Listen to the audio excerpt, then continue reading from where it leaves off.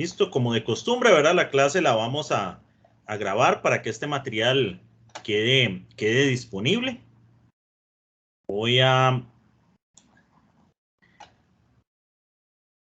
Ya estamos, ¿verdad? En la semana lectiva 13, ¿verdad? Hemos avanzado bastante este semestre, ¿verdad? Yo no sé a ustedes, pero a mí se me ha ido un poco rápido.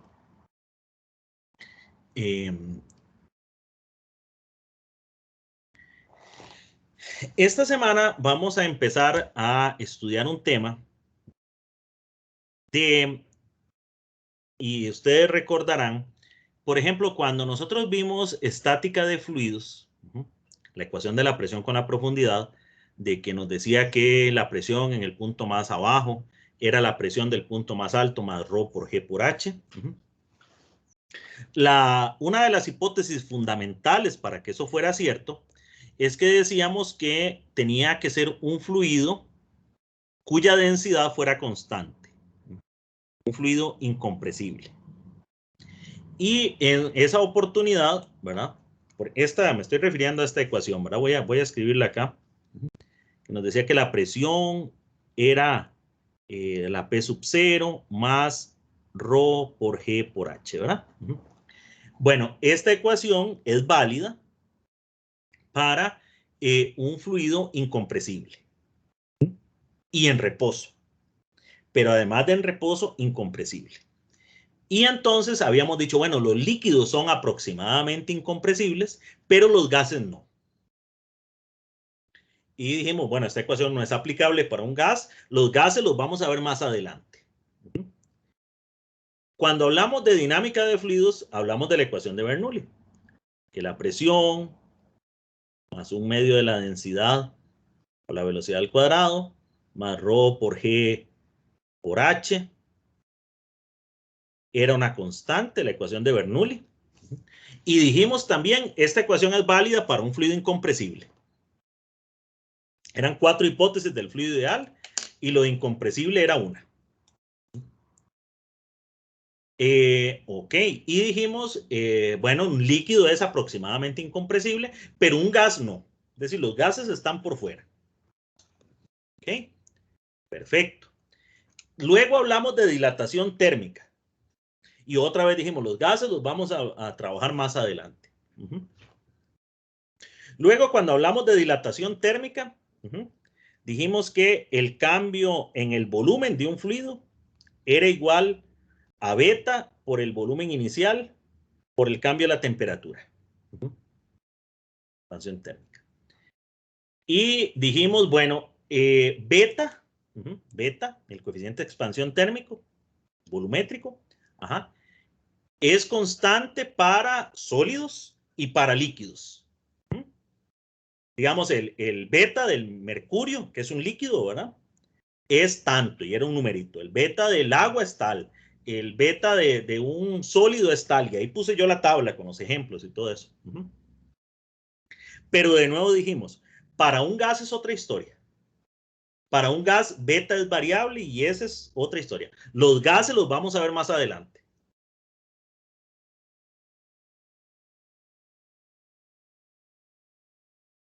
Bueno, hoy es más adelante. Hoy vamos a hablar sobre los gases.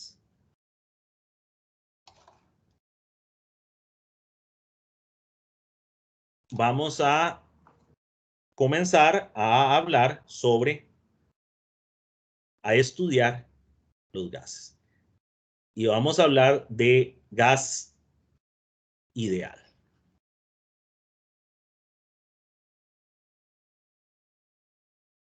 ¿Qué es esta historia del gas ideal?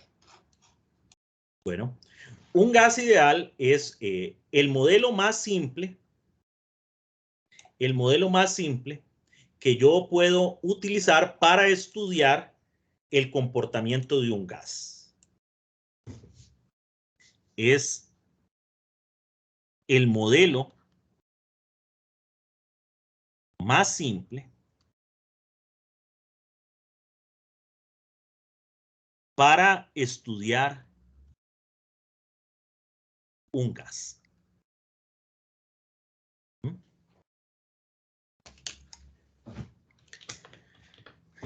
nosotros en la física general tenemos modelos sencillos para estudiar cada cosa. Por ejemplo, física 1, cuando vamos a estudiar la rotación de un sólido, hablamos del cuerpo rígido. El cuerpo rígido es el modelo más sencillo que usted puede hacer para estudiar la rotación de un sólido. Líquidos, fluido ideal. Fluido ideal es el modelo más sencillo que uno puede hacer para estudiar el movimiento de un líquido o de un fluido incompresible en general. Y el gas ideal es el modelo más simple para estudiar un gas. Ahora, ¿cómo estudiar los gases? Bueno, hay dos enfoques que se pueden dar y que nosotros vamos a usar ambos, pero sobre todo vamos a usar este primero. El gas ideal se puede estudiar desde un punto de vista macroscópico.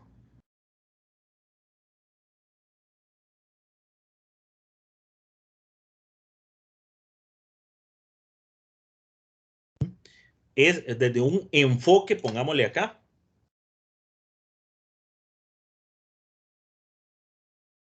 enfoque macroscópico. ¿Qué es esto de macroscópico? Esa palabrita la van a ver ustedes mucho en el libro. Entonces es bueno que la expliquemos. Macroscópico es que cuando yo hablo de un gas está compuesto de un montón de cosas. El estudio macroscópico es cuando yo no me preocupo por la composición interna de eso, sino que yo lo estudio macro, como un todo. Y yo defino variables físicas medibles a todo el conjunto. No individualmente a las piecitas que lo forman, sino una variable global. Una variable que yo que la pueda medir a todo el conjunto.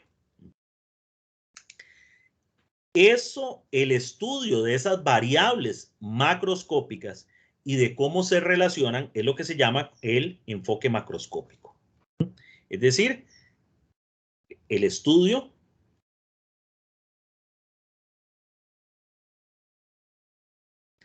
se realiza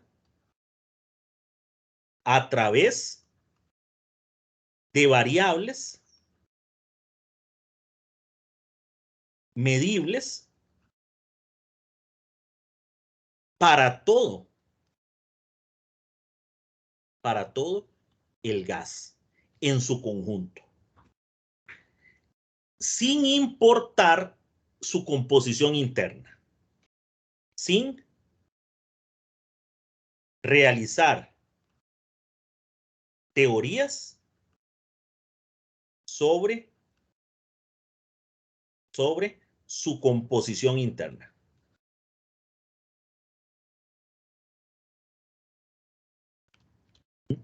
Es decir, yo aquí no me voy a meter a decir, vean, es que los gases en realidad están compuestos por moléculas y las moléculas a la vez están compuestas por átomos. No. ¿Qué es un gas por dentro? ¿Quién sabe? Lo que yo sé es que yo al gas le puedo medir esto, esto y esto, y esas variables se relacionan de tal forma. Y punto. Un enfoque macroscópico o también un enfoque termodinámico. Es el estudio a través de variables medibles para todo el gas sin realizar teorías sobre su composición interna.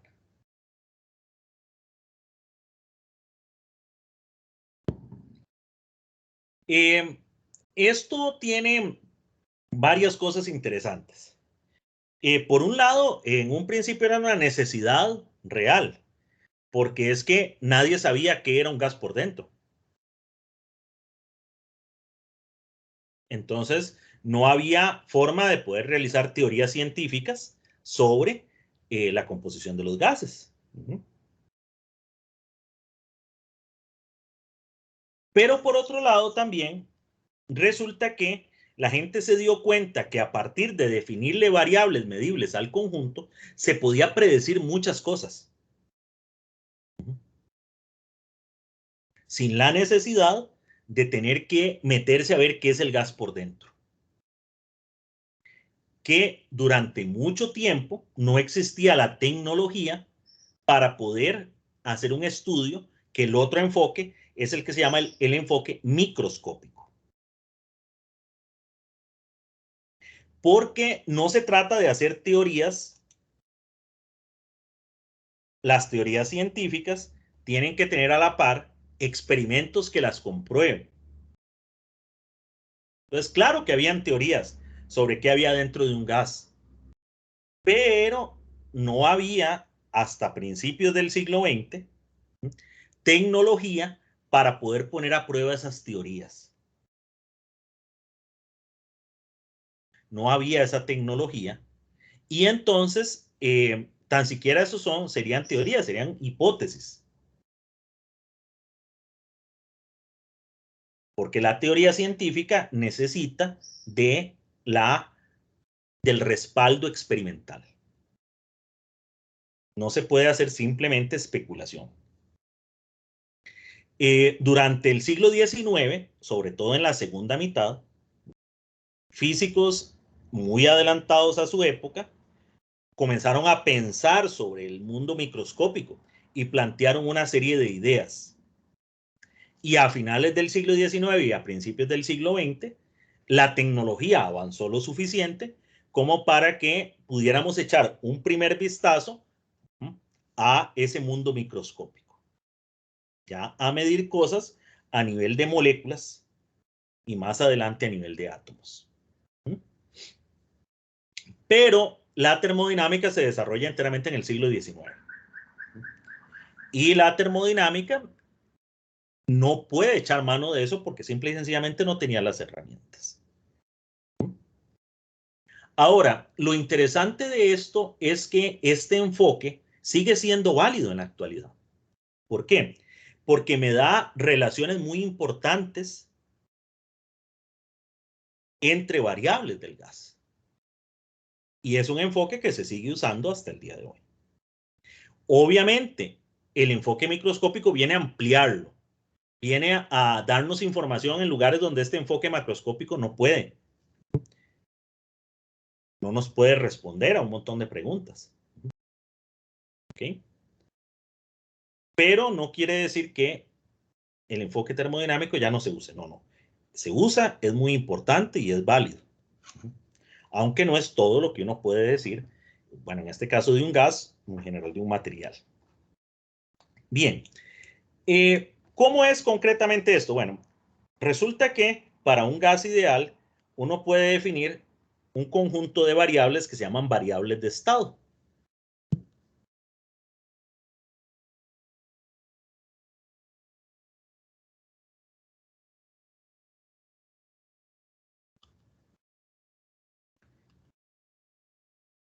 Esas variables de estado son las que dice acá, las que dice aquí. El estudio a través de variables medibles para todo el gas. Y las variables de estado para un gas ideal son cuatro nada más. Y las vamos a analizar a continuación. La presión absoluta es una de esas variables.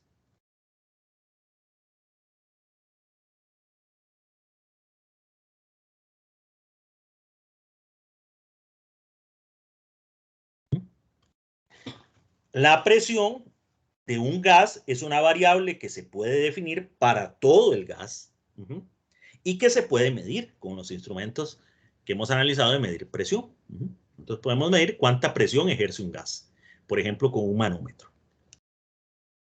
Y para definir presión no necesitamos decir, mira, es que el gas está hecho por moléculas, ¿no? Es una cantidad totalmente macroscópica. Recuerden que en el SI, ¿verdad? La presión se mide en pascales, ¿verdad? ¿Okay? Y es presión absoluta. Muy importante eso. Otra variable de estado es el volumen. Una V mayúscula. Recuerden que en unidades del sistema internacional,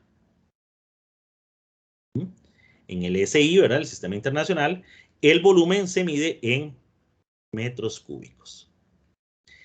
Ahora, aquí yo me voy a detener un momentito porque vieran que este es un concepto que a veces se presta mucho para equivocaciones. Porque resulta que el volumen en un gas no tiene la misma interpretación que el volumen para un líquido o el volumen de un sólido. Y esto se debe a que los gases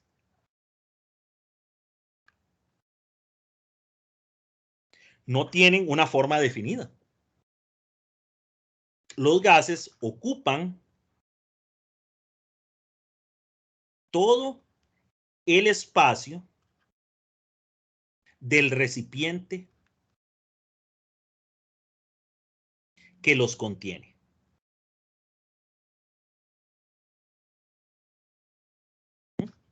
Los gases ocupan todo el espacio del recipiente que los contiene. Por lo tanto, el volumen de un gas no es una propiedad del gas. Ojo con esto. El volumen del gas es el volumen del recipiente donde está contenido el gas.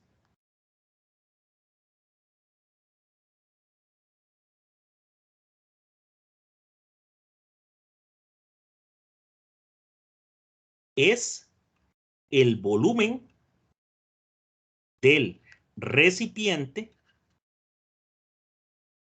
donde está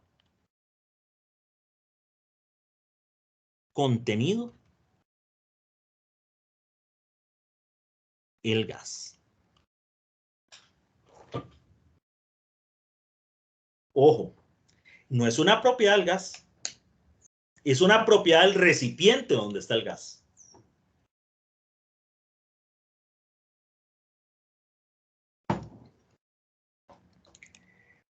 Les pongo un ejemplo acá porque este concepto es importante tenerlo muy claro. Imagínense que yo tengo aquí un recipiente, tarrito, hermético. Este tarrito no se me sale nada de ahí. Voy a hacerle una copia por acá porque ahorita lo voy a usar. Y dentro de este tarrito hay otro tarrito. Lo voy a hacer aquí en una esquina.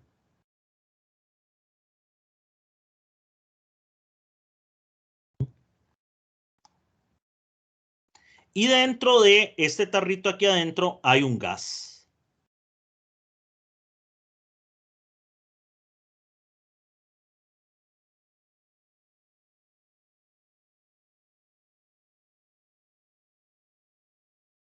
Esta es la situación en T igual a 0. Y en T igual a 0, yo rompo las paredes estas de acá y libero el gas. Y entonces esto va a evolucionar para acá. ¿Qué es lo que va a pasar? Bueno, yo rompo, voy a hacerle aquí, yo lo que haría en T igual a 0 es esto. Quito estas paredes. Voy a volverla a dejar aquí para que el dibujo quede completo, pero yo quito estas paredes. ¿Qué es lo que pasa? Bueno, el gas se va a expandir. ¿Hasta qué? Hasta que me ocupa todo el volumen del recipiente mayor. Para hacer el ejemplo, supongamos, por ejemplo, que este compartimiento aquí, este tarrito pequeño, era de 1 metro cúbico. Y digamos que yo ahí tenía 1 gramo de gas.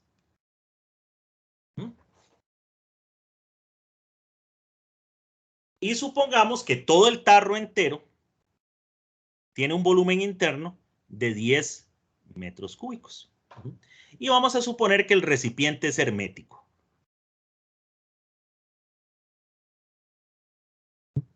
Hermético significa que no sale nada de él y no entra nada en él.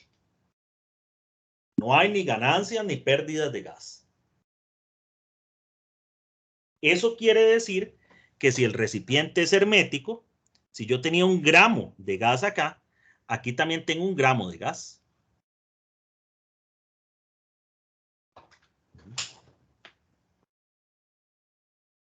Entonces, el volumen no tiene nada que ver con el gas. Es el mismo gas. Este gas de acá es este mismo gas de acá. La diferencia es que aquí estaba contenido en un recipiente de 1 metro cúbico y aquí está contenido en un recipiente de 10 metros cúbicos.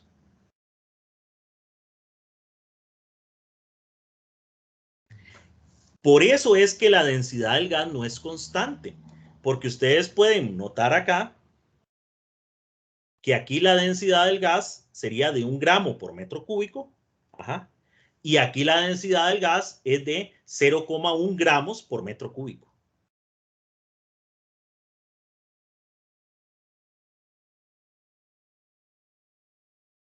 La densidad de los gases es variable.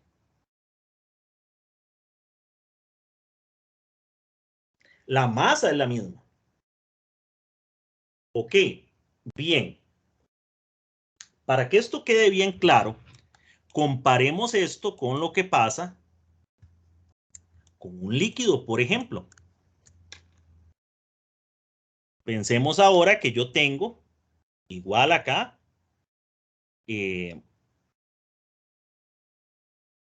estas paredes, y tengo aquí adentro un líquido, el que ustedes quieran. ¿Qué sé yo? Digamos, para poner un ejemplo, digamos que es agua. Digamos que es agua. Entonces, si esto mide 1 metro cúbico, metro cúbico, entonces vamos a tener 1000 kilos.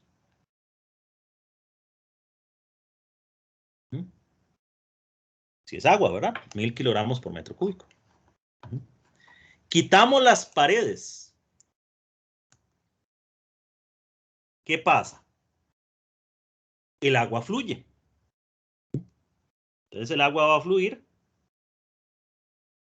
El agua adopta la forma del recipiente que lo contiene, ¿verdad? El agua no tiene una forma definida. Pero vean la diferencia. El agua nada más fluye. Entonces se me va a quedar aquí, luego de que fluya.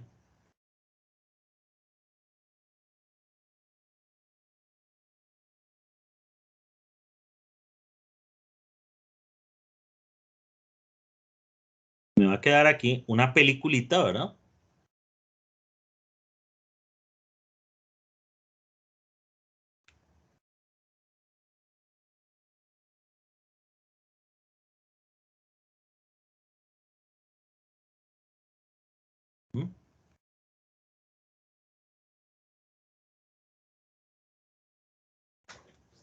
Pero, ¿cuánto voy a tener aquí? Yo voy a tener aquí los mismos 1000 kilos.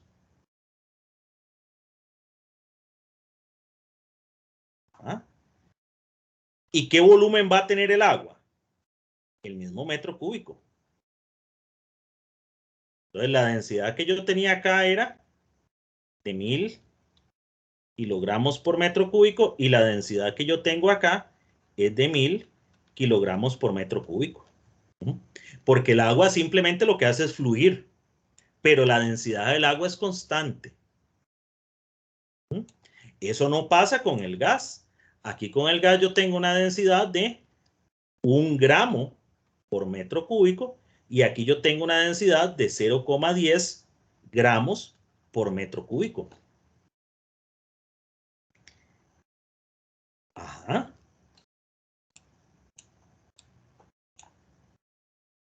El líquido es incompresible aproximadamente.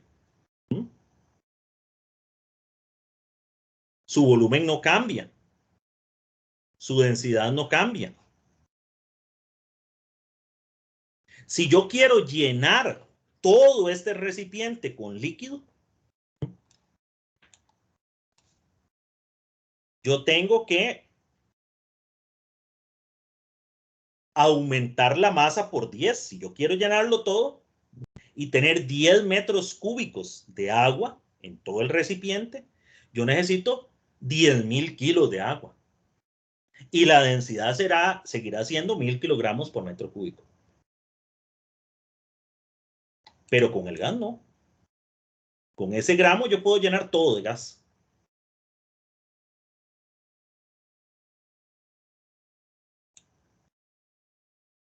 Y un sólido ni se diga, ¿verdad? Voy a copiarlo acá como para tener el cuadro completo. El sólido, qué sé yo, digamos, yo tengo aquí en esta esquinita, ahí como unas paredes, y esas paredes me contienen ahí algún sólido. Lo voy a dibujar aquí en verde.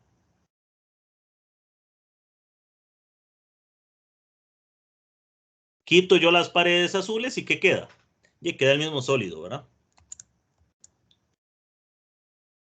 Ahí en la esquina donde estaba.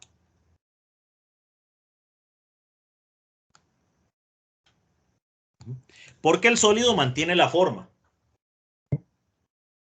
Sólido mantiene la forma. Entonces, qué sé yo, digamos que si era un metro cúbico,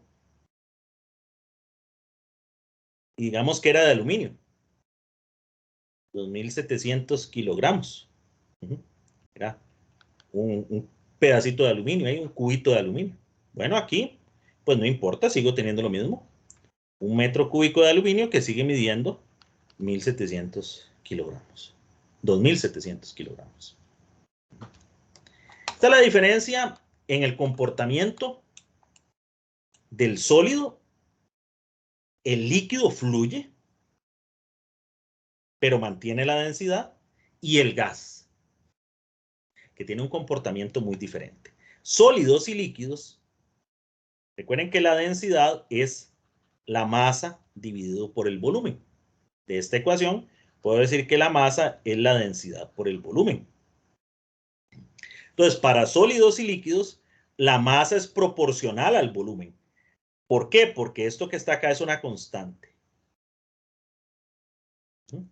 Entonces, si yo quiero tener 10 metros cúbicos, pasar de 1 metro cúbico a 10 metros cúbicos de este fluido, ajá, si esto se multiplica por 10, yo necesito multiplicar la masa también por 10. Si yo quiero pasar de 1 metro cúbico de aluminio y llenar todo esto de aluminio a 10 metros cúbicos de aluminio, yo necesito multiplicar la masa por 10. ¿Por qué? Porque la variación del volumen es igual a la variación de la masa. Pero en el gas no. No. El gas es otra cosa. La ecuación es la misma.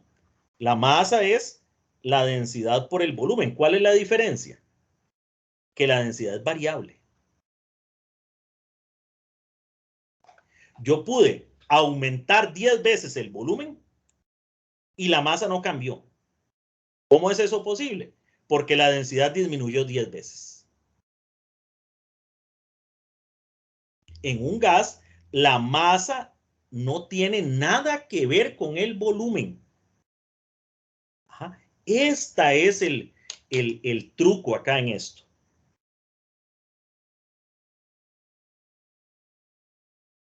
El volumen no nos dice cuánta cantidad de gas hay. Aquí hay 1 metro cúbico y aquí hay 10 metros cúbicos.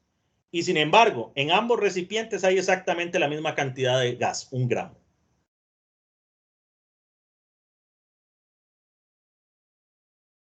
En un gas, el volumen no tiene nada que ver con la cantidad de gas que hay.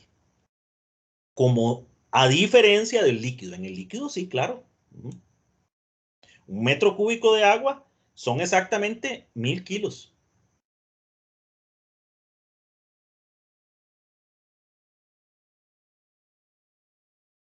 Y si usted tiene todo lleno, la masa aumentó. En un sólido también. En un sólido, masa y volumen son proporcionales. ¿Estamos claros con esto?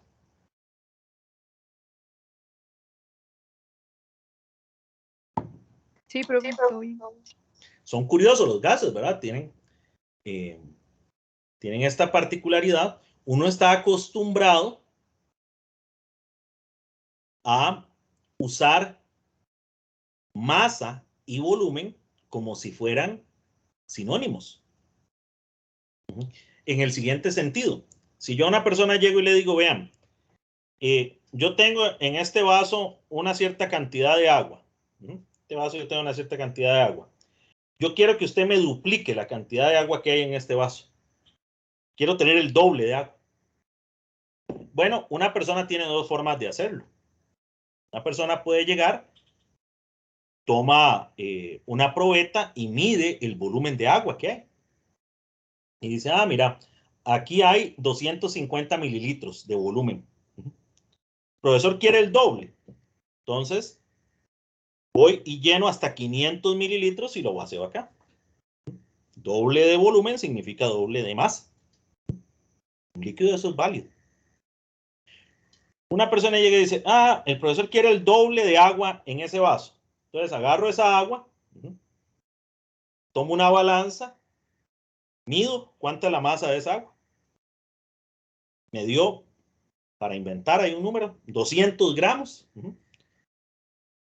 Entonces me voy y sé que yo tengo que llenar el recipiente con 400 gramos de agua. Si tenía 200 y ahora tengo 400 gramos de agua, tengo el doble de agua. Eso es válido para un líquido y es válido para un sólido. Pero eso no es válido para un gas. Como lo estamos viendo acá. En 10 metros cúbicos hay la misma cantidad de gas que en un metro cúbico. El volumen de un gas, repito, no tiene nada que ver con el gas. Tiene que ver con el recipiente donde ese gas está contenido. Y eso se debe a que los gases son compresibles.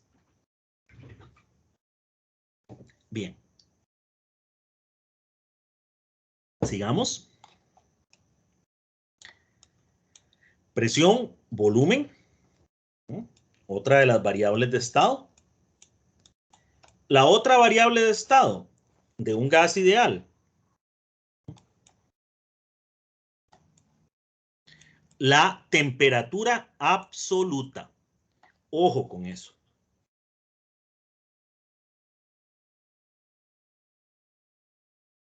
La temperatura no es variable de estado, no. La que es variable de estado es la temperatura absoluta.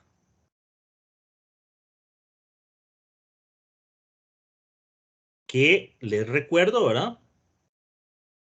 En el SI se mide en Kelvin. Los grados Celsius, los grados Fahrenheit no son variable de estado, porque son una escala.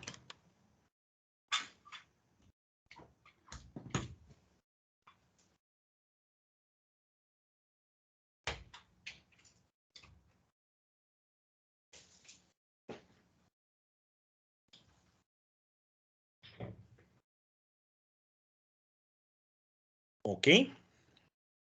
Muy bien. Y dijimos que eran 4 variables de estado. La cuarta variable de estado es la cantidad de sustancia.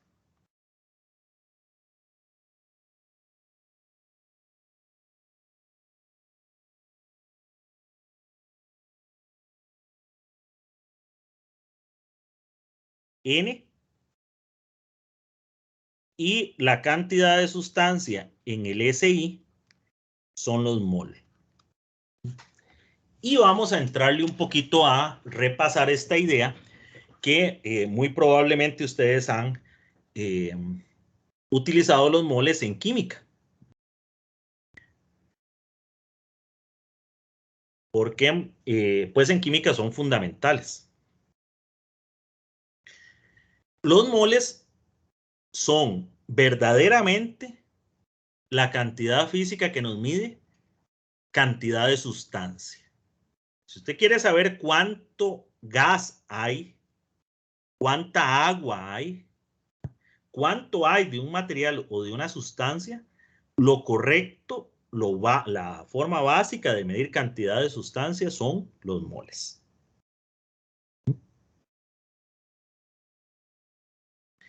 Ahora, el mol se relaciona con la masa. Por eso es que uno dice, qué raro, ¿verdad? Porque uno siempre, cuando uno piensa en cantidad de sustancia, piensa en masa, ¿verdad? Cuando uno va a ir a comprar arroz, digamos, ¿qué cantidad de arroz? Ya hay, no sé, 2 kilos o 1,800 kg, que ahora se ha vuelto muy común. O una bolsa de 3 kilos. Uno piensa en la cantidad como masa. Bueno, sí. Eso es por esta relación. La masa total es los moles multiplicado por la masa molecular. Masa molecular. Y la masa molecular es una constante para una sustancia pura. Entonces, claro, es que son proporcionales. Por eso es que esa idea funciona. Porque si yo duplico la cantidad de moles, la masa se duplica. Porque la masa molecular es una constante. Pero en realidad, la que mide la cantidad de sustancias son los moles. Por eso es que los químicos usan moles, lo hacen correctamente. ¿Por qué? Porque en la química medir cantidades es importantísimo. Las reacciones químicas son estequiométricas. Entonces yo necesito saber qué cantidad de A reacciona con qué cantidad de B para producirme qué cantidad de C. Y la forma correcta de saber la cantidad de sustancia es por medio de los moles.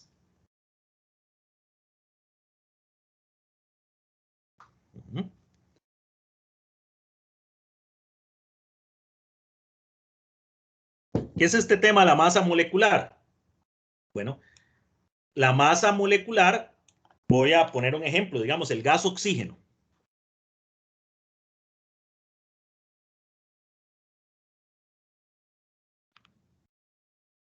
El gas oxígeno, O2, ¿qué significa este O2? Significa que cada molécula de oxígeno está compuesta por 2 átomos de oxígeno.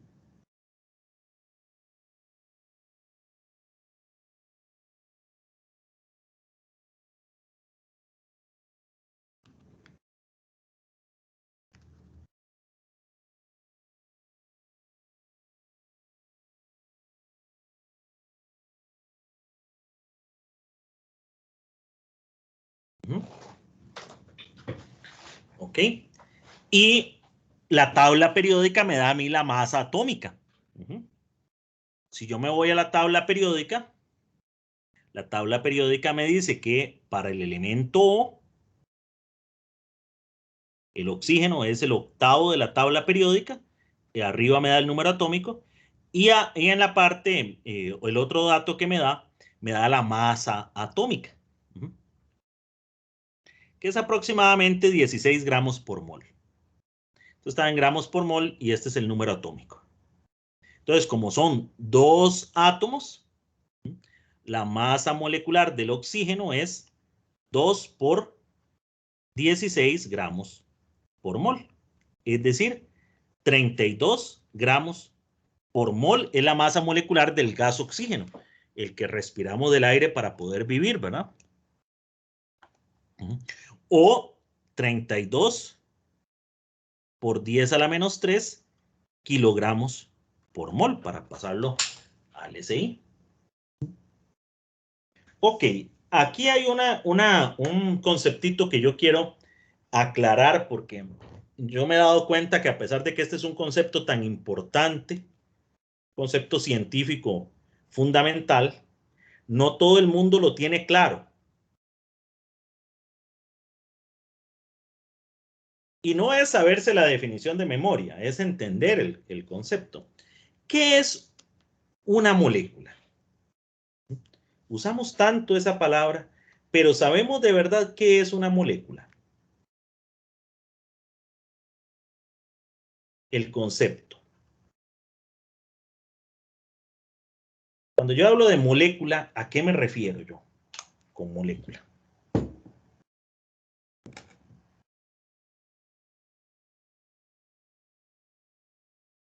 ¿Qué les parece a ustedes?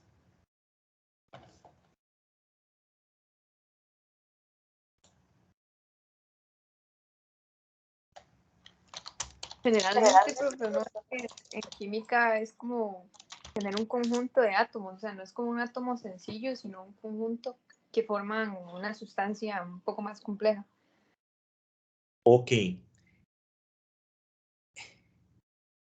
¿Vieras que no? Porque un átomo puede ser una molécula. Por ejemplo, en el gas helio. En el gas helio. La molécula de helio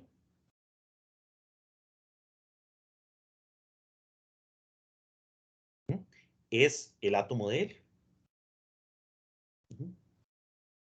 Entonces, una molécula puede ser un solo átomo o más, pueden ser dos. En el oxígeno son dos átomos. Pero ojo, es que la pregunta que yo hice es tramposa, por eso es que quiero que la analicemos. Porque cuando uno pregunta qué es algo, hay muchas formas de responder. Claro, es correcto decir que una molécula es un conjunto de átomos. Uno puede decir entonces de uno o más átomos. Pero eso no define molécula. Ajá. Entonces yo debería de decir más correctamente aquí, en vez de qué es en general, cuál es la definición. Definición de molécula. Ustedes me dirán, ¿y cómo eso no define molécula? Ajá. Un ser humano es un conjunto de átomos. Si yo digo que una molécula es un conjunto de átomos, un ser humano es un conjunto de átomos, ¿verdad? Pero un ser humano no es una molécula. Una piedra es un conjunto de muchos átomos que forman algo más complejo. Pero una piedra no es una molécula.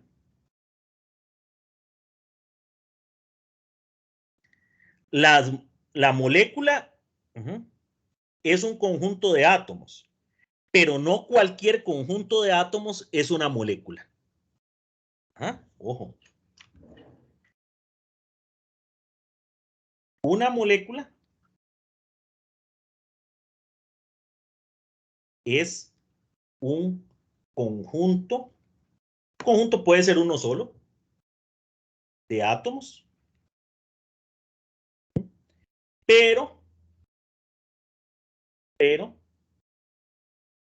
no todos los conjuntos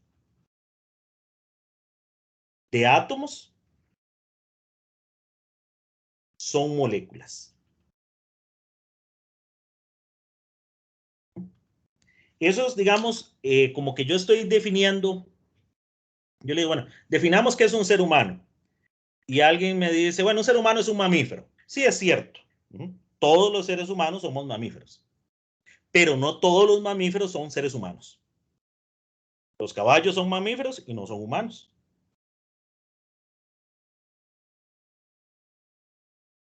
Entonces, ¿cómo podemos refinar el concepto de molécula? ¿Cómo lo definimos? Interesante, ¿verdad? Vamos refinándolo. ¿Qué otra cosa podemos decir?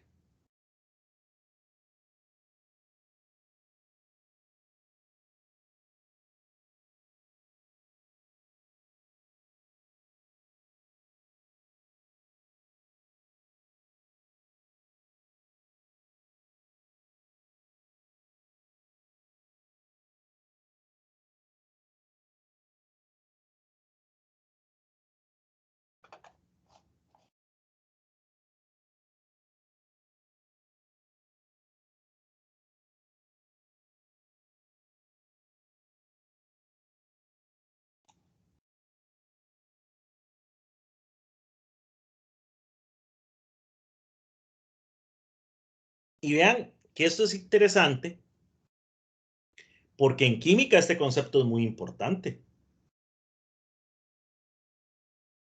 Concepto de molécula. Y el concepto de molécula se entiende mal.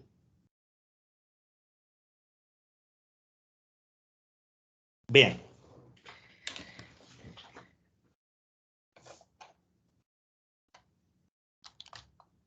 Segundito.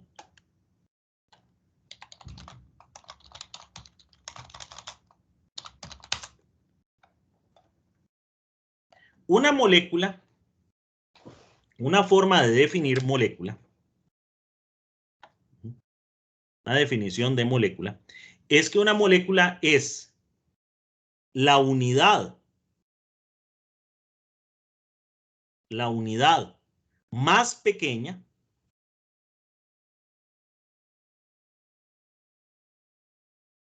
de una sustancia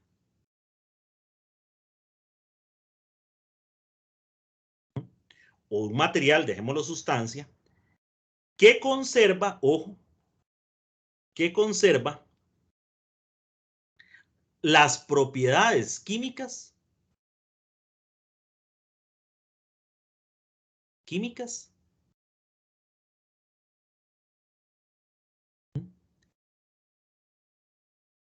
de todo el conjunto de la sustancia.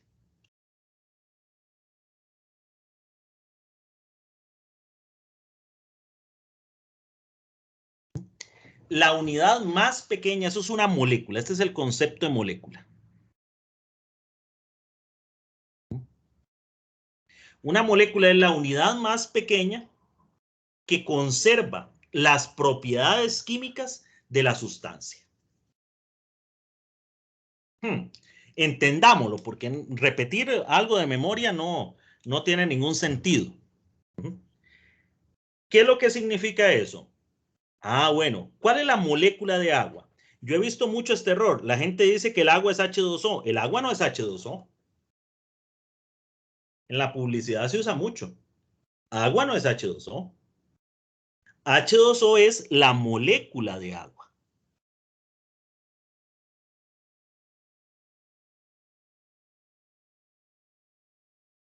Y eso son dos cosas diferentes. ¿Qué es eso? Usted tiene agua y la parte más pequeñita en la cual usted puede dividir el agua y que tenga las propiedades químicas del conjunto es esto. 2 átomos de hidrógeno con un átomo de oxígeno. Esa es la molécula de agua. Es la parte más pequeña que conserva las propiedades químicas, ojo, no físicas, químicas del conjunto. Si yo divido más, no. Ajá. El hidrógeno es muy diferente y el oxígeno es muy diferente del agua. El hidrógeno es explosivo. Si yo tuviera 10 gramos de hidrógeno en mi oficina, tendría una bomba. El oxígeno es muy diferente al agua. Entonces yo no puedo dividir hasta la escala. Esto es lo más pequeño. Este es el ladrillo fundamental que conserva las propiedades químicas del agua. No las propiedades físicas. ¿Por qué? Porque como hemos visto, hielo y agua físicamente son muy diferentes. Ajá. El hielo es sólido.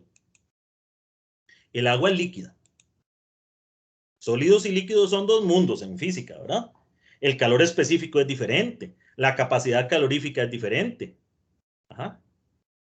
Las propias propiedades físicas, uno es sólido y el otro es líquido. ¿Cuál es la molécula del hielo? H2O. ¿Cuál es la molécula del agua líquida? H2O. ¿Ah? ¿Por qué? Porque H2O tiene las mismas propiedades químicas. Desde el punto de vista químico, agua y hielo es lo mismo. En una reacción química, usted puede en la reacción química echar agua o en la reacción química echar hielo y da lo mismo.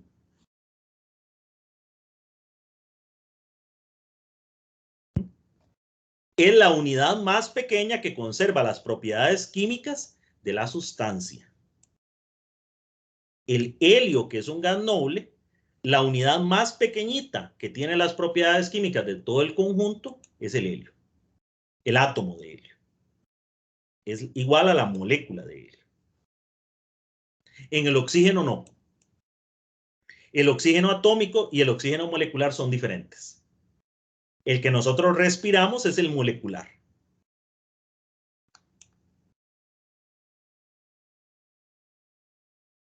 No es lo mismo respirar oxígeno molecular que respirar oxígeno atómico.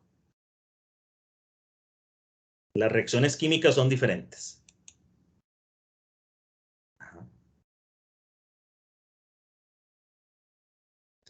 La molécula es la unidad más pequeña de una sustancia que conserva sus propiedades químicas. Ahora, en física es otra cosa, porque en física es cómo se organizan. Entonces, cuando las moléculas de agua están organizadas de una cierta manera, eso es agua líquida. Y si usted agarra esas mismas moléculas de agua y las ordena de otra forma, eso es hielo. Y ese ordenamiento hace que uno sea sólido y que el otro sea líquido. El ordenamiento cristalino produce el hielo. El ordenamiento amorfo produce agua.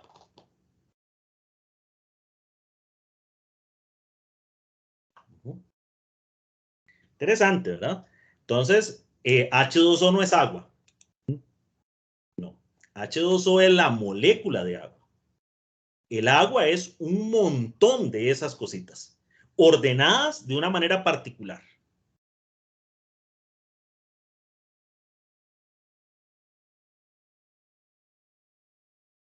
¿Ok? Y cada molécula tiene una masa molecular.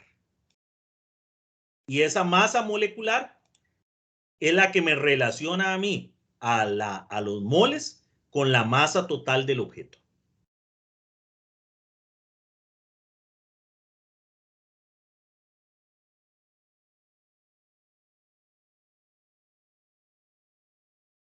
Vamos a hablar de moléculas un rato más.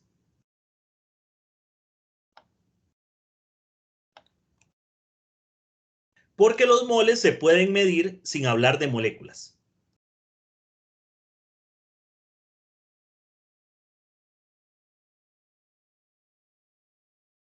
Pero ya aquí estoy comenzando a hablar de moléculas porque vamos a trabajar un poquito con ellas. ¿Okay? Estas son las 4 variables de estado. La cantidad de sustancia, la temperatura absoluta, el volumen y la presión. Gas ideal es muy sencillo. Solo esas 4 variables son necesarias para describirlo. ¿Y cómo se relacionan esas variables? Bueno, se relacionan a través de lo que se conoce como la ecuación de estado del gas ideal. Una ecuación muy bonita por su simplicidad. La ecuación de estado del gas ideal me dice que la presión de un gas ideal por su volumen es igual a la cantidad de gas ideal que tenga por R, que es una constante, por la temperatura absoluta. Y esta R se conoce con el nombre de la constante universal del gas ideal. ¿Y qué es esta palabra universal? Bueno, es igual para todos los gases. El valor de R es igual si es oxígeno, si es helio, si es dióxido de carbono, si es nitrógeno, incluso si es una mezcla de gases como el aire. Por eso es que en esta ecuación de estado no hay que meterse a moléculas. ¿Por qué? Porque da lo mismo que sea el gas ideal. No importa la naturaleza química en esa ecuación. No importa si estas bolitas rojas son hidrógeno o helio o dióxido de carbono.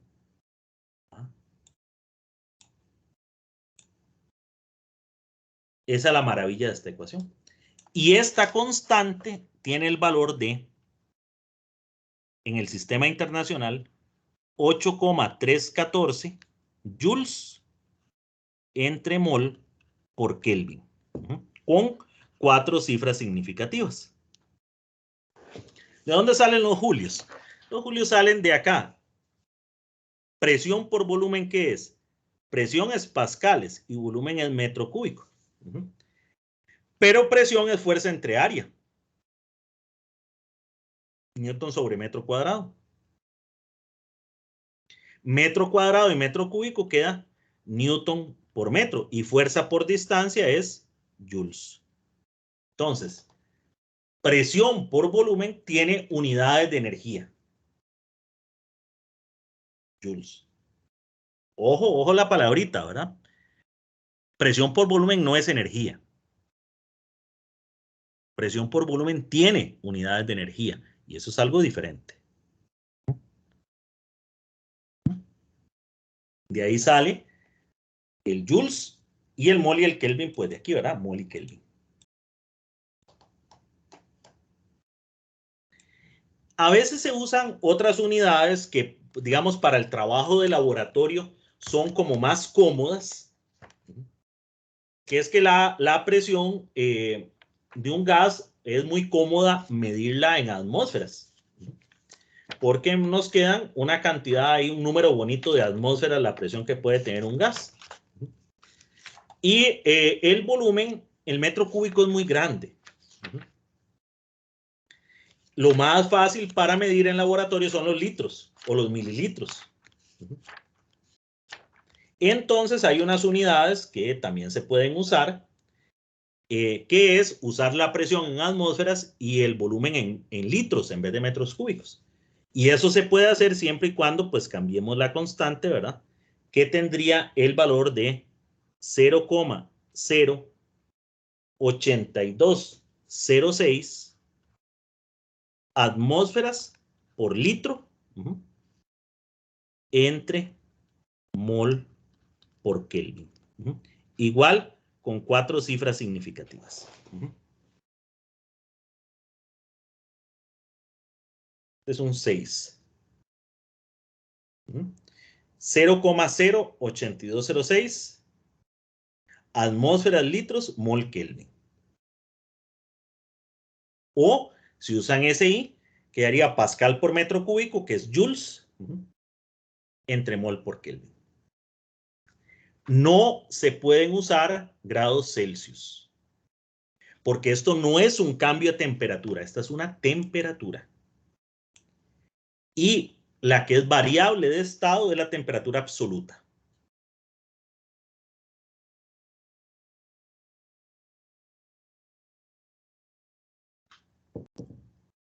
Hay que tener cuidado con eso. Profe. Sí. Disculpe, una pregunta. ¿Me puede repetir qué es el 4CS que está entre paréntesis? Cifras significativas. Ah, ok. Profe, gracias. De hecho, en el libro viene, se los voy a anotar, el mejor valor medido para la constante de los gases ideales es este. 8,31 44 72 paréntesis 15 julios mol Kelvin. Ven, entonces si yo digo 8,314, estaría cortando aquí, ¿verdad? Estaría dejando 1, 2, 3, 4 cifras significativas. Pero en realidad se conoce con más cifras. Esta notación que está aquí significa lo siguiente. Esto que está aquí entre paréntesis. Eso significa que la constante de los gases ideales se conoce así. 8,314472 más menos, es la incertidumbre, 0,0000000 0, 0, 0, 15. Estos son la incertidumbre en estos dos últimos dígitos. Entonces, relleno con ceros ahí hasta que llego. 2, 2, 2, 2, 15. Julius, mol, Kelvin. Entonces, vean que esta forma es mucho más cómoda, escribir así la incertidumbre que así queda más largo, ¿no? Puede parecer un poquito raro, ustedes dicen, bueno, a mí en laboratorio me enseñaron que la incertidumbre se daba con una cifra significativa, y aquí está con 2. ¿Ven? 2.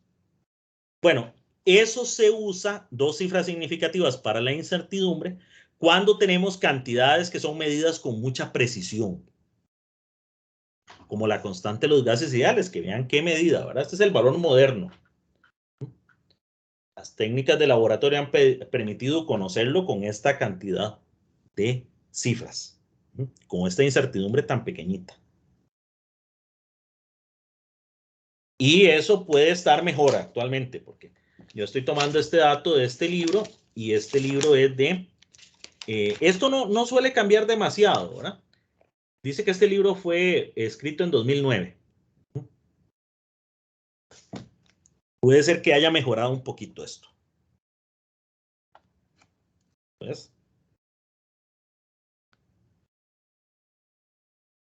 Cuesta que esto mejore, porque son cantidades que se miden tan bien que progresar en medirlas mejor es difícil. ¿Sí? Bien, voy a dar un pequeño receso, unos 5 minutitos. Entonces, si ustedes necesitan ahí moverse y no quieren perderse parte de la clase, pueden aprovechar ahorita. 5 minutitos y volvemos.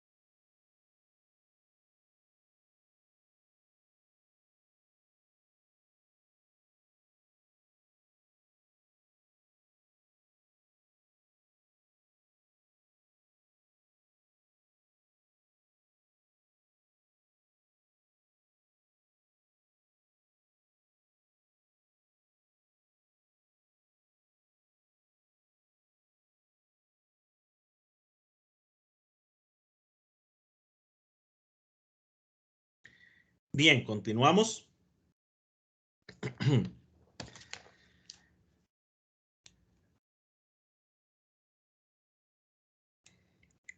Vamos a analizar, vamos a ver un poquito ahora de la parte esta que les había dicho microscópica del gas ideal.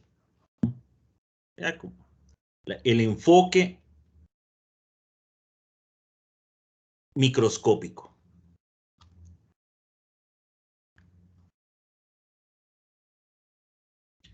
¿Cuál es el enfoque microscópico del gas ideal? Bueno, ahora sí meternos en una teoría de qué es un gas y ahora describirlo en términos de esas propiedades. En el enfoque microscópico partimos de una teoría atómica. Decimos que el gas está formado por un conjunto muy grande de partículas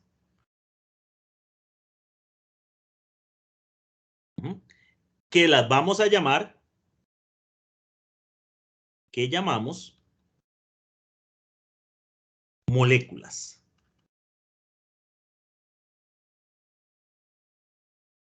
Un conjunto muy grande de partículas que llamamos moléculas. Bueno.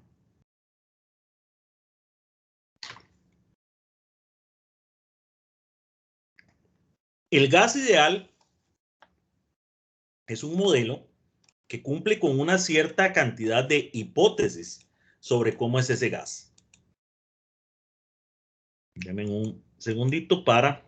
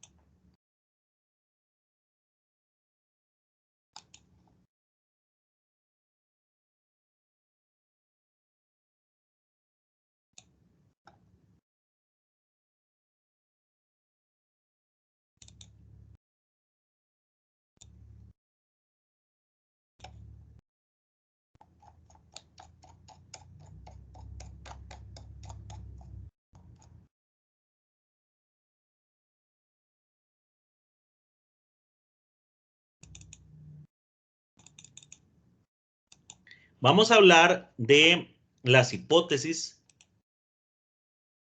de este gas ideal, que las podemos resumir en 4 hipótesis.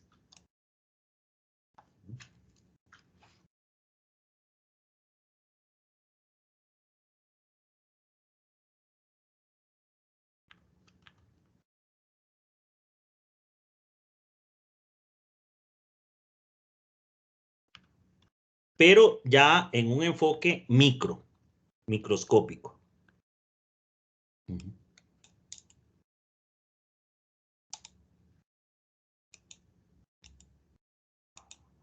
Son estas que están acá. Voy a copiar acá. Estas yo las tomé del libro y las vamos a analizar una por una.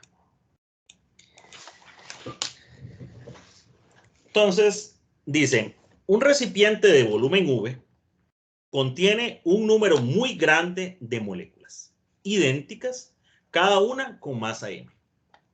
Es decir, estamos considerando un gas dentro de un recipiente y le estamos llamando a n mayúscula al número total de moléculas. Cada una de esas moléculas son idénticas y cada una va a tener una masa m. Estoy imaginando que yo tengo aquí un tarrito. hermético.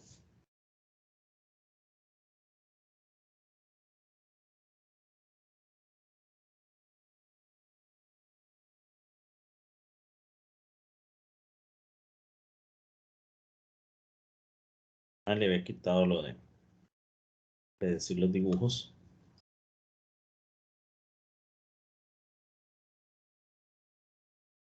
Tarrito. En ese tarrito hay un gas. Y ese gas para mí va a ser un conjunto de partículas. Estos puntitos que estoy dibujando acá. Un conjunto de partículas muy grande. N representa el número total de moléculas.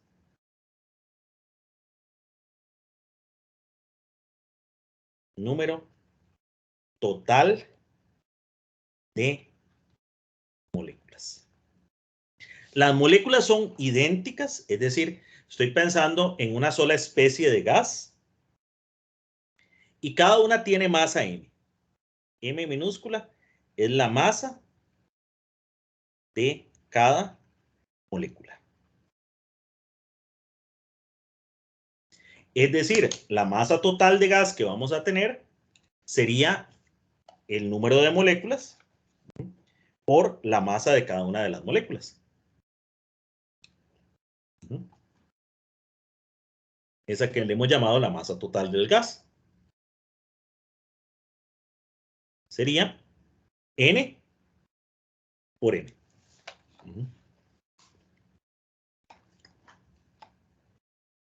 Ahora, dice que es un número muy grande. ¿Cómo de grande? Bueno, en cada mol, en un mol de gas ideal, hay Na moléculas. Na, ¿qué es? Na es el número de Avogadro.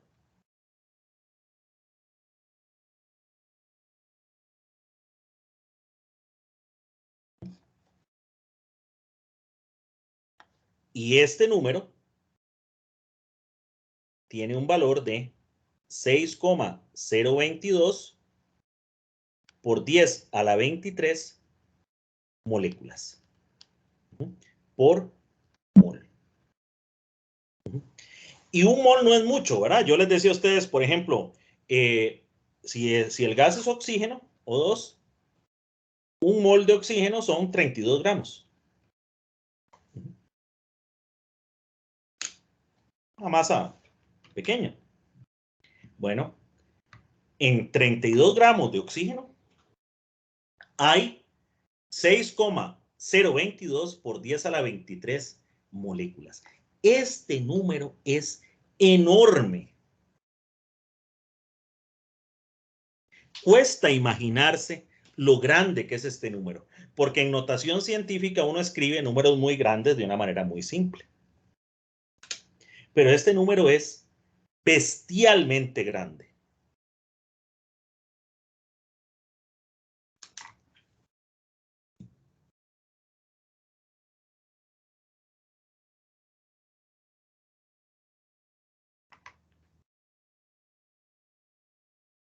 Muy bien.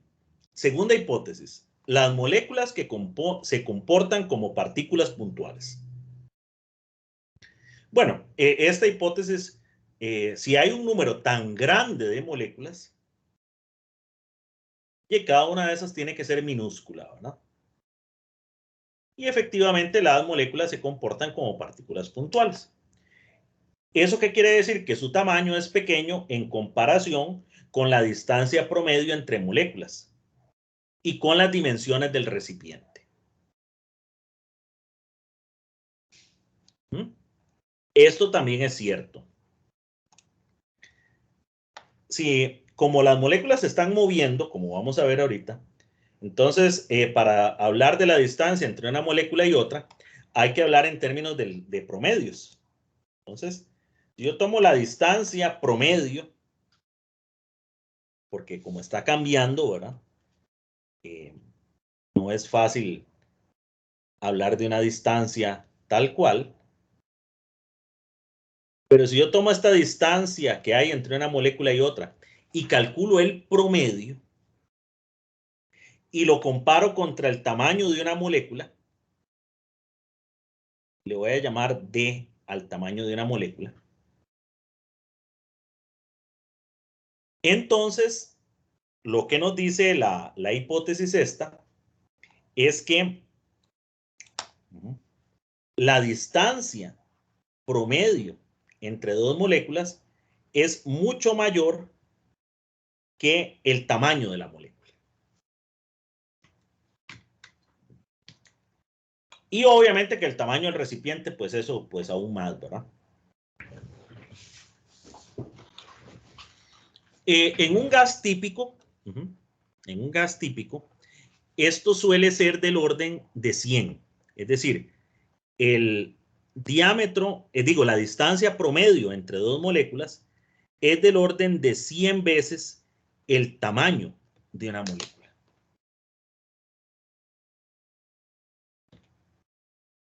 Para un gas ideal.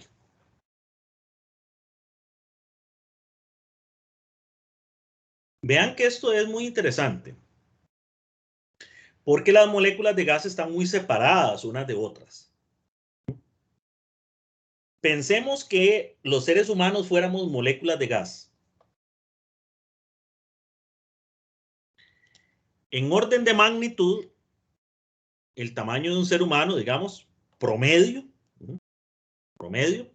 digamos 1,5 metros. Promedio. Personas más altas, personas más bajas, digamos 1,5 metros. Como una aproximación. Querría decir que la distancia promedio entre una persona y otra sería de 150 metros. Imagínense. Y ahora estamos sufriendo por un distanciamiento social de 2 metros, ¿verdad? Y si fuéramos moléculas, la distancia promedio que habría entre una persona y otra sería de 150 metros. Imagínense lo difícil que sería hablar con alguien. Tan siquiera ver a alguien. El mundo microscópico es muy diferente de lo que nosotros nos imaginamos. Las moléculas están muy separadas unas de otras.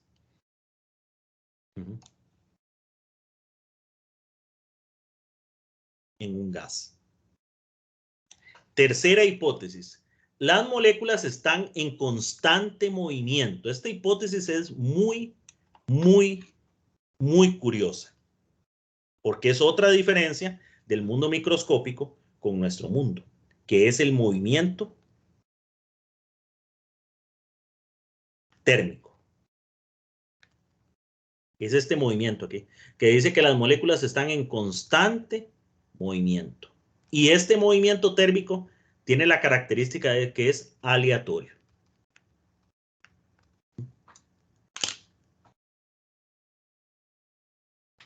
No se mueven en una dirección en particular, sino que las moléculas van en zigzag.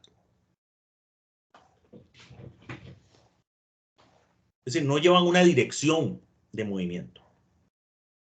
El movimiento es aleatorio. Y están en constante movimiento. De nuevo, si nosotros fuéramos moléculas de gas, los seres humanos, el mundo sería muy diferente. En primer lugar, seremos todos muy lejos unos de otros. Y en segundo lugar, digamos, yo estoy ahorita aquí en una oficina. Bueno, yo no podría estar sentado al frente de esta computadora, porque dice que las moléculas de gas están en constante movimiento. Entonces yo me estaría moviendo a una alta velocidad, las moléculas se mueven a una velocidad enorme, y estaría moviéndome aleatoriamente. Choco contra una pared, choco contra la otra, choco contra el techo, choco contra el piso. Y no me podría estar quieto en algún lugar. estaría en constante movimiento. Obedecen las leyes de Newton, las moléculas. Chocan ocasionalmente con las paredes del recipiente y esos choques contra las paredes del recipiente son elásticos. Choques elásticos significa que no hay pérdida de energía. Las colisiones a nivel atómico son elásticas. A nivel atómico molecular. Otra cosa interesante. Las colisiones moleculares son elásticas. Y la cuarta hipótesis, las paredes del recipiente son perfectamente rígidas y con masa infinita. No se mueven. Eso sí está bastante fácil, ¿verdad? Porque las moléculas son tan chiquitillas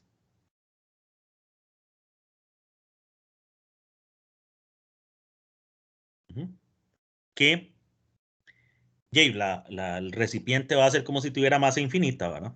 En comparación con la masa de una molécula.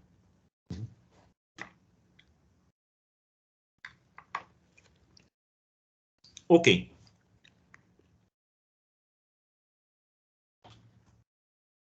A partir de esto, se puede hacer un modelo matemático para estudiar el movimiento de las moléculas. Yo no voy a hacer todos los detalles, pero sí quiero concentrarme en uno. Porque ese detalle nos va a atar otro cabo suelto que teníamos. Cuando nosotros hablamos de temperatura, dijimos que no íbamos a definir conceptualmente temperatura todavía, sino que hicimos una definición operativa en términos de cómo se medía. Y la ley cero y el termómetro y toda esa historia. Pero, ¿qué es temperatura? Conceptualmente hablando. Bueno, a partir de este modelo molecular de un gas, yo puedo definir temperatura. Las moléculas están en constante movimiento. Si usted ve las moleculitas de gas, estas moleculitas de gas se están moviendo constantemente. Esta es la molécula 1, tiene una masa m, una rapidez v1. Por acá estoy haciendo como un zoom de aquí adentro del tarro. Está la molécula número 2. Tiene una masa m, son idénticas, una velocidad v2, una rapidez v2. Y así sucesivamente. Y las direcciones de las velocidades son totalmente aleatorias. Ahí sucesivamente hasta que aquí tengo la molécula número n. Entonces, yo me lo imagino como un conjunto de pelotitas con velocidades. Una velocidad que es una variable aleatoria. Ok.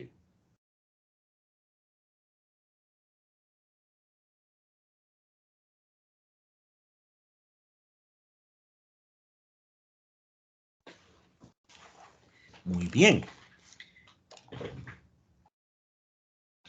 Bueno, yo puedo definirle una energía cinética a cada molécula. La energía cinética, le ponemos aquí una TR de traslación, porque acuérdense que hay dos energías cinéticas, una para traslación y una para rotación. La K de traslación es esta, la energía cinética normal, un medio de la masa por la rapidez al cuadrado. Y hay una K de rotación, que era un medio del momento de inercia por omega cuadrado. Bueno, entonces, las moléculas, como son partículas puntuales, nos vamos a concentrar en la energía cinética de traslación. Entonces, la energía cinética de traslación de las moléculas 1, esa TR, será un medio de la masa por V1 cuadrado. La de la molécula 2, un medio de la masa por V2 cuadrado. Así sucesivamente, hasta la de la molécula N, son N moléculas, 1/2 de la masa por Vn al cuadrado. Yo puedo calcular un valor promedio de esta energía cinética. Y esa es la que se llama la energía cinética de traslación, TR, para acordarnos que no es esta, no es la de rotación, promedio de una molécula. ¿Qué será? Bueno, saco el promedio a esta. 1/2, la masa es constante, entonces es V cuadrado promedio. Aquí el orden de las operaciones es importante. Esta es, voy a anotarlo por acá, la energía cinética promedio de una molécula de gas.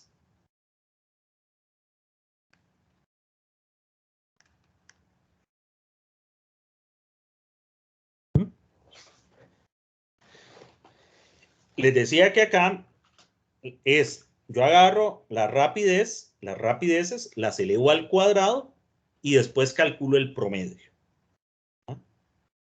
No es lo mismo eso que primero sacar el promedio y después elevar el promedio al cuadrado. Son cosas diferentes. Ajá. ¿Ok? Digamos, si fueran las notas, yo tengo aquí una tabla, la nota del estudiante 1, la nota del estudiante 2, la nota del estudiante 3, etc. Entonces yo primero las elevo al cuadrado. Ajá. Todas. Y luego a esto le saco el promedio. Eso es n cuadrado promedio. Le saco el promedio a esta columna. Bueno, eso es lo que estoy haciendo aquí con la rapidez. Para que me dé la energía cinética de traslación promedio de las moléculas. Ahora, si yo quiero la energía cinética promedio, pero ya de todo el gas, no de una molécula, bueno, como estamos trabajando con valores promedio, esta acá, yo le voy a poner unas patitas acá, que es para indicar que es mayúscula, para no confundirla con esta. Promedio también. Esto sería n veces esto que está aquí.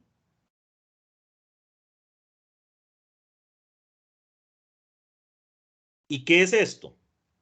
Esto es la energía cinética promedio de todo el gas.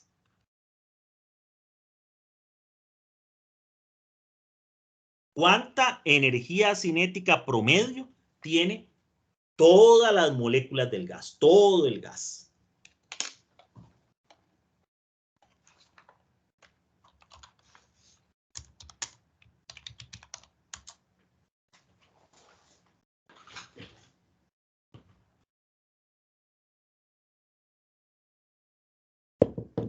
¿Ok? Profe, una Bien. consulta, digamos, Sí. las primeras, por ejemplo, caso 1 era de partículas, ¿verdad? Estas son cada molécula, ¿verdad? Ah, son moléculas. La energía cinética de la primera molécula, la energía cinética de la segunda, todas, ¿verdad? De las moleculitas estas, ¿verdad? Que nos conforman el gas. Que son partículas, ¿verdad? Porque según nuestra hipótesis, en un recipiente contiene un número muy grande de moléculas, ¿verdad? Ya hemos dicho por acá que el gas lo considerábamos como que está formado por un conjunto muy grande de partículas, que les llamamos moléculas a estas partículas. ¿Sí? Bien, bueno. Uno puede demostrar, yo no voy a hacer la demostración, pero uno puede demostrar que esta cantidad que está acá, la energía cinética promedio total de todo el gas, es decir, la energía cinética mayúscula de traslación promedio de un gas es igual a 3 medios del número de moles por la constante de los gases ideales por la temperatura. Ojo con esto. Esto se puede demostrar. El libro trae el procedimiento.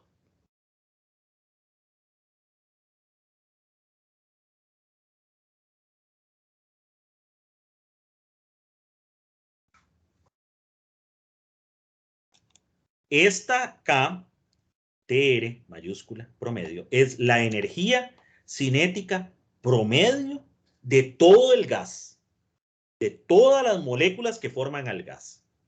Y resulta que esa energía cinética promedio, uno puede demostrar que es 3 medios de los moles por la constante de los gases ideales por la temperatura.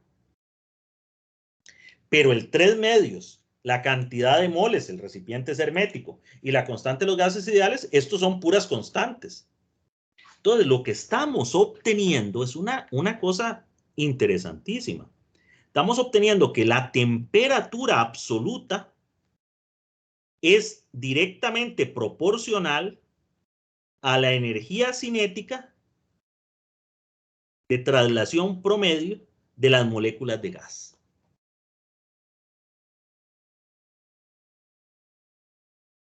Es decir, que la temperatura es una medida de la cinética molecular.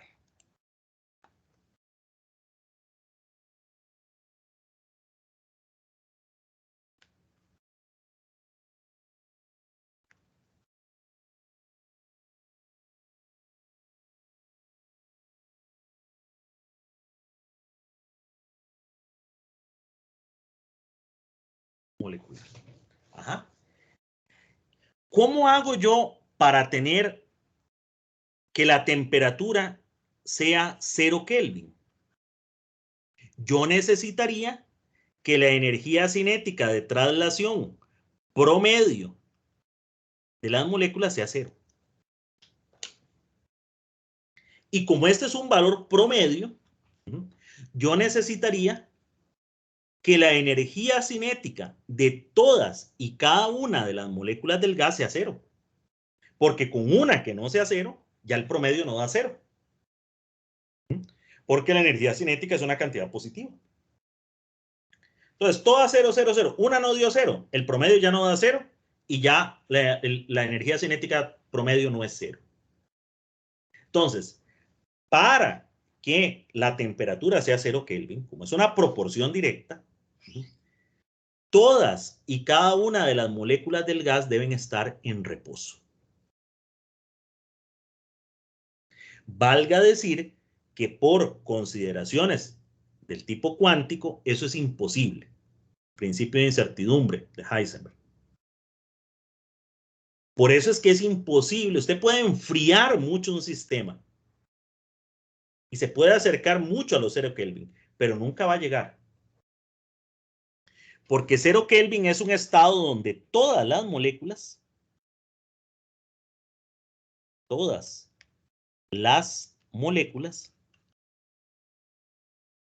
estarían en reposo. Y valga decir que esto es imposible. A eso se le llama la tercera ley de la termodinámica.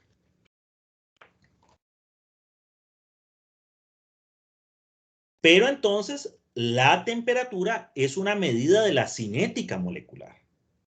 Es decir, ¿qué significa que yo tenga un gas a una temperatura y tenga luego ese mismo gas a una temperatura más alta? Significa que en promedio el gas tiene más energía cinética. Si yo duplico la temperatura, significa que la energía cinética se duplica. Es decir, que en conjunto las moléculas del gas se están moviendo más. Y un gas frío, las moléculas de gas en conjunto, en promedio, se mueven menos.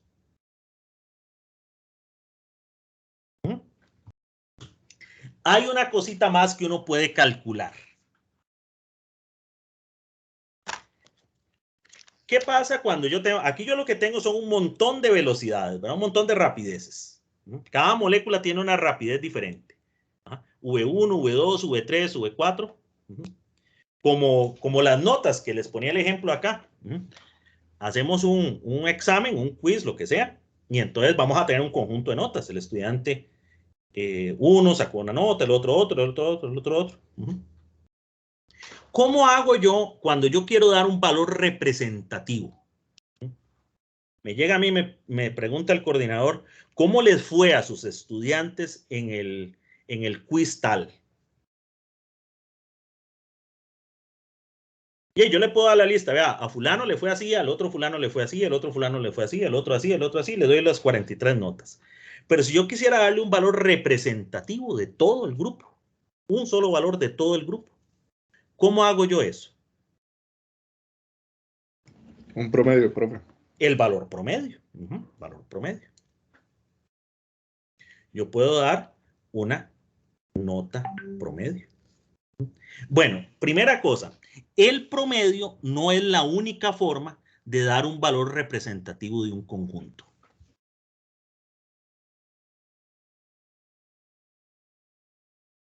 No es la única forma. Se usa mucho, pero se usa mucho sobre todo porque es muy fácil de calcular. Pero no porque sea ni la mejor ni la única.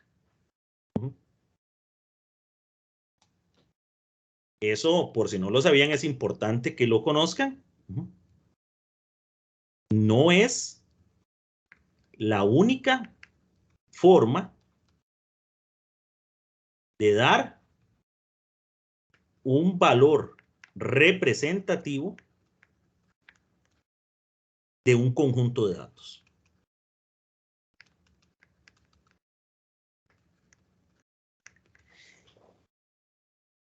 Peor aún, a veces hay problemas.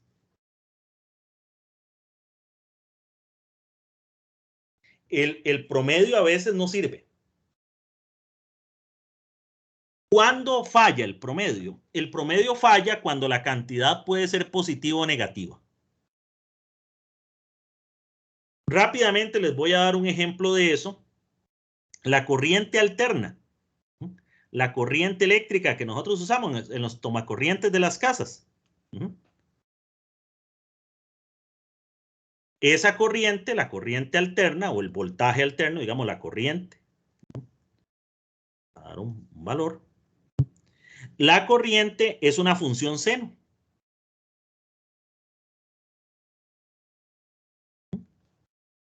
Y tiene una frecuencia de 60 hercios, la corriente alterna. Pero la función seno, la mitad del tiempo es positiva y la otra mitad del tiempo es negativa. Y si usted calcula la I promedio, da 0. Pero ese no es un valor representativo de la corriente. 0. Mentiras que no hay corriente. Nadie se cree eso. Nadie va y mete la mano ahí a un tomacorriente. Ah, el promedio dio 0. Ahí no hay corriente. Queda tostado si lo hace, ¿verdad? ¿Qué es lo que está pasando? Que como el promedio suma y después divide entre el total, y como aquí la mitad del tiempo son positivos y la otra mitad del tiempo son negativos, entonces da 0, pero es un falso 0. ¿Cómo se corrige eso? Bueno, dando otro valor que se llama la IRMS, raíz cuadrática media, que es un valor de tendencia central, como el promedio, pero que funciona mejor que el promedio en este caso porque no tiene el problema de los negativos. ¿Qué es lo que se hace?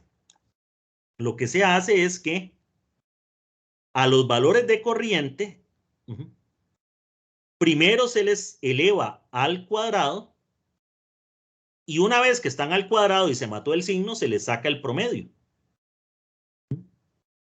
Y después se saca raíz cuadrada para eliminar ese problema en las unidades.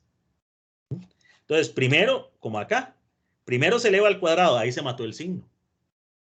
Se le saca el promedio a los cuadrados. Y luego se saca la raíz cuadrada. Y esta es la corriente RMS. O el voltaje, funciona para los dos. Por eso es que le dicen a uno, el voltaje de la corriente alterna es 110, ¿verdad? Dicen para las casas, 110 voltios. El promedio es 0. Porque el voltaje también es una función seno como esta.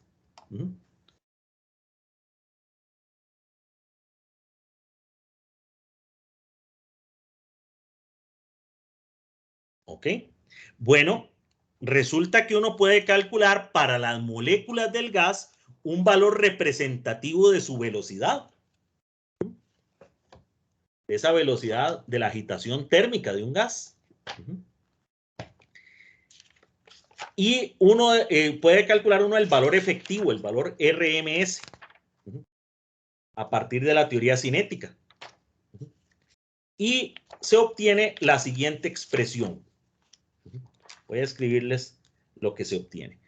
La rapidez RMS, que es un valor representativo de la rapidez de un gas, es igual a la raíz cuadrada de 3 veces la constante de los gases ideales por la temperatura absoluta entre la masa molecular. La constante de los gases ideales y la masa molecular son constantes. Entonces aquí estamos obteniendo que la rapidez representativa de una molécula de gas es proporcional ¿a qué? A la raíz cuadrada de la temperatura. De nuevo, ¿con qué se relaciona la temperatura? Con la cinética molecular. Si el conjunto de moléculas se mueve muy rápido, temperatura alta. Si el conjunto de moléculas se mueve más lento, la temperatura baja. El conjunto. Por eso hablamos de un valor representativo.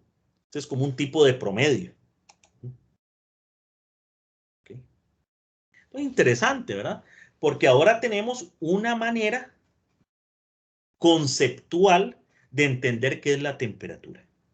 La temperatura es una medida de la cinética molecular. Las moléculas están en constante movimiento. Entre más rápido se muevan en promedio, mayor es la temperatura. Eso es lo que mide la temperatura conceptualmente hablando.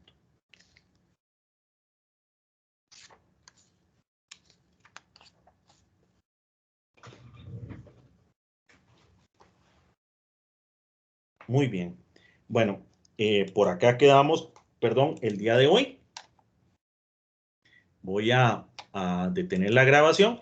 Y ya saben, ¿verdad? Si tienen alguna consultita, alguna preguntita que hacerme, lo que ustedes gusten, pueden levantar la mano ahí para que no se me quede nadie por fuera.